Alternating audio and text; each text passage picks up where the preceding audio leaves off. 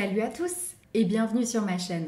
Aujourd'hui, comme vous l'avez vu dans le titre, on se retrouve pour une vidéo Vos problèmes paranormaux. On va commencer tout de suite, j'ai 4 histoires je crois à vous raconter.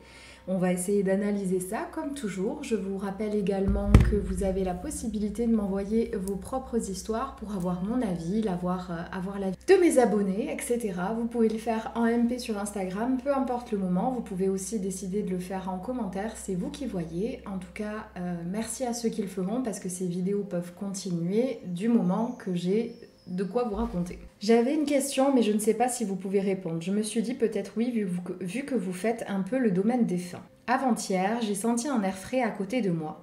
Je pense que c'est mon père, mais j'ai senti comme une main, une pression posée sur le ventre. Est-ce que vous savez par hasard qu'est-ce que ça veut dire? Première fois que ça m'arrive et ça m'a perturbée. Merci d'avance si vous pouvez m'aider, sinon il n'y a pas de souci. Alors, déjà, il faut savoir que si tu as eu une sensation comme ça de nuit et que pour toi c'était ton père, c'est que c'est ton père. On se trompe très rarement dans ces côtés-là et il faut arrêter de trop réfléchir à savoir... Comment expliquer ça? Il faut déjà bien comprendre que nos intuitions, il faut vraiment les séparer de notre mental. Si pour toi c'était ton père, c'est que c'était ton père et pas autre chose. Ne te pose pas 10 milliards de questions et quand ça vous arrive, ce genre de choses, ne paniquez pas, essayez de réfléchir et très régulièrement, la première personne à laquelle vous pensez, c'est la bonne, tout simplement parce que votre âme le sait que c'est eux. Ensuite, le fait de poser la main sur le ventre, sachant que tu es une femme, c'est peut-être en lien avec une grossesse à venir. Est-ce que tu essayes d'avoir un enfant? Est-ce que ça met du temps? Est-ce que tu as perdu un enfant il y a peu?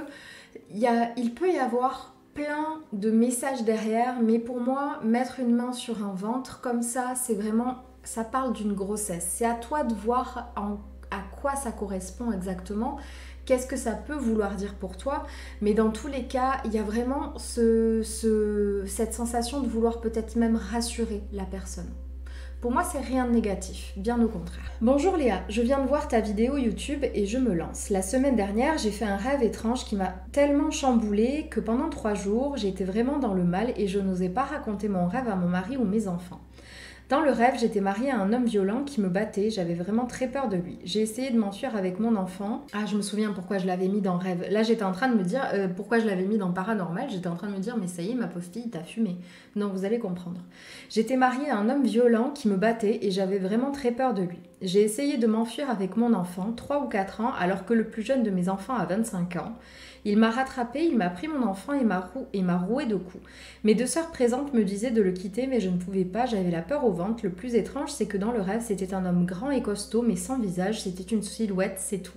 Le lendemain, je ne pouvais pas raconter mon rêve car j'avais peur que ça vienne à ses oreilles alors qu'il n'existe pas. Et mon silence a duré 3 jours sur le sujet du rêve. Il faut quand même que je précise que j'ai un caractère bien trempé et que pour m'impressionner, il en faut beaucoup. J'espère que tu pourras trouver une explication. Merci beaucoup Léa, je te fais de gros bisous.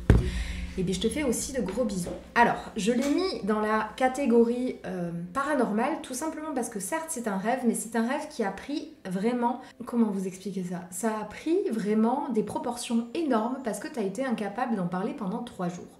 Je ne sais pas si je vous l'ai déjà raconté, mais je vous la re-raconte si je l'ai déjà raconté. Moi, c'était pas qu'on m'avait forcé au silence, mais c'était un petit peu différent. Si vous voulez, je me suis souvenue d'avoir vu, 3 jours après ce rêve-là, je me souviens d'avoir vu, justement là où je filme, juste là, c'est sympa, je commence à avoir des frissons et tout, c'est cool. Je me souviens d'avoir vu une silhouette juste là et ça m'avait réveillée. Je savais que j'étais réveillée et j'arrivais pas à bouger, je voyais plein d'ondes, comme si on m'empêchait vraiment avec l'énergie de bouger. Et je me suis endormie et je ne m'en suis pas rappelée durant 3 jours. Et après, on m'a permis de m'en rappeler. Et ça m'est revenu et je me suis dit, mais comment j'ai pu oublier ça? Comment j'ai pu ne pas y penser le matin même? Et en discutant avec ma mère, elle m'a expliqué que ça pouvait arriver, que vu la personne que j'avais vue, parce que c'était une personne encapuchonnée, etc., c'était quelqu'un qui venait faire quelque chose dans la maison et on voulait pas que je puisse intervenir en cas que je fasse quelque chose qui contrecarre leur plan, on va dire. Et c'est pour ça qu'ils ont laissé 3 jours et qu'après ils m'ont rendu ma mémoire.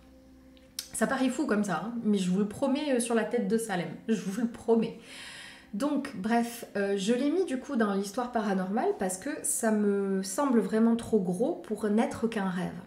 Le fait que pendant 3 jours tu as été incapable de t'en souvenir, pour moi, c'est parce que c'est lié à ton âme et que tu t'es souvenu de quelque chose qui t'a profondément marqué.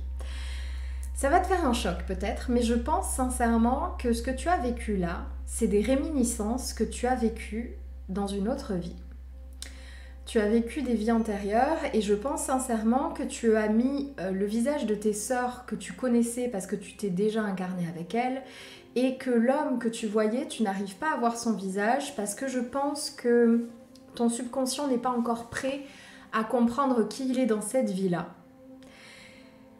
C'est très intéressant parce que ça prouve que même sans le vouloir, on a certains messages qui viennent à nous, il y a certaines choses qui se débloquent et très souvent quand ça se débloque sans qu'on le veuille, sans qu'on le demande, c'est qu'on est réellement prêt et c'est pour ça que je vous dis à chaque fois de faire attention à ceux qui essayent de travailler leur capacité de façon à que ça vienne à eux, d'ouvrir plus.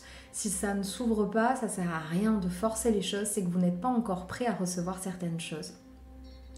Je trouve ça très intéressant parce que ça te rappelle des choses et ça t'a tellement marqué que tu as été incapable d'en parler pendant 3 jours, tellement tu as eu peur de cet homme, c'est fou.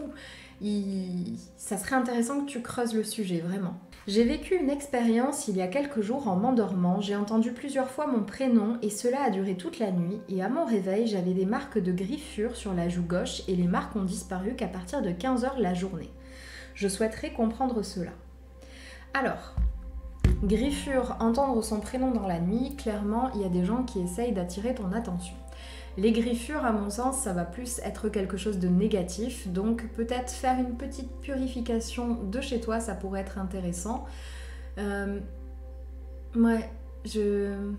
me rassure pas trop, donc chez toi, des plantes purifiantes, ça fera pas de mal dans tous les cas d'être un peu plus protégé. Mais fais attention à toi, pour moi là, clairement il y a quelqu'un qui essaye d'attirer ton attention et vu qu'il te griffe, pour moi c'est pas positif. Une nuit je me suis couchée et pas très longtemps après j'ai senti comme une masse frigorifiante qui était très très près de moi, j'ai crié et dit non, j'ai eu très très peur, par contre je ne sais pas si c'était un rêve ou la réalité. Quand on est entre l'endormissement et le réveil, on a vraiment des ondes au niveau de notre cerveau qui est totalement différent. Et c'est pour ça que très régulièrement, on a du mal à différencier le rêve de la réalité quand on est dans cet état-là, tout simplement parce qu'on est très proche des ondes que fait notre cerveau quand on rêve, et ça permet donc à notre subconscient d'avoir moins la main mise et de laisser parler notre intuition et notre âme, on va dire, pour faire très très court. Je vous simplifie tout. Puissance 10 000, ne me tapez pas sur la tronche pour ceux qui s'y connaissent. N'oubliez pas qu'on n'est pas tous au même niveau.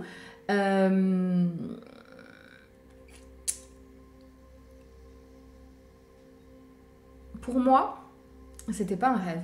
T'as capté quelque chose et vu que t'étais entre l'endormissement et le réveil, t'as capté beaucoup plus facilement. Le truc du froid, on en parle de plus en plus, mais c'est la réalité.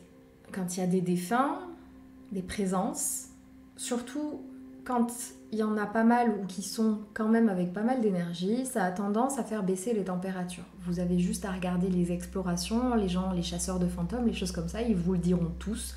Ça bouffe les batteries et il y a le froid qui débarque.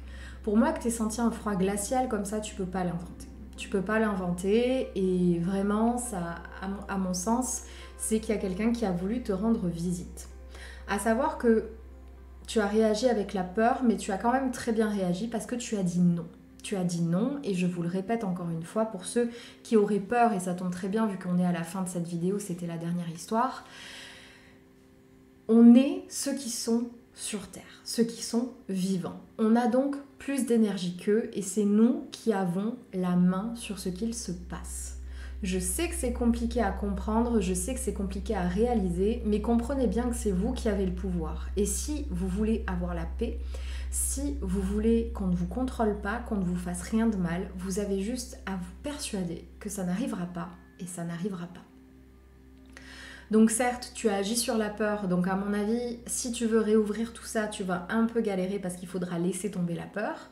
Mais si pour toi, avoir la paix, c'est suffisant. Tu as parfaitement réagi, ne t'inquiète pas. Mais à mon sens, on ne peut pas réellement savoir si c'était bon ou mauvais, mais en tout cas, c'était puissant, ça c'est sûr. J'espère que cette vidéo vous aura plu. Elle était un petit peu plus courte que d'habitude, tout simplement parce que j'avais moins d'histoire. Donc vraiment, je compte sur vous pour participer à ces vidéos, c'est important. N'hésitez pas à aimer cette vidéo si elle vous a plu, à la commenter pour par exemple m'expliquer vos histoires, me dire ce que vous avez pensé de tout ça. N'hésitez pas à vous abonner à ma chaîne, à me suivre sur les autres réseaux. Et pour le reste, je vous dis à très vite dans une prochaine vidéo. Salut!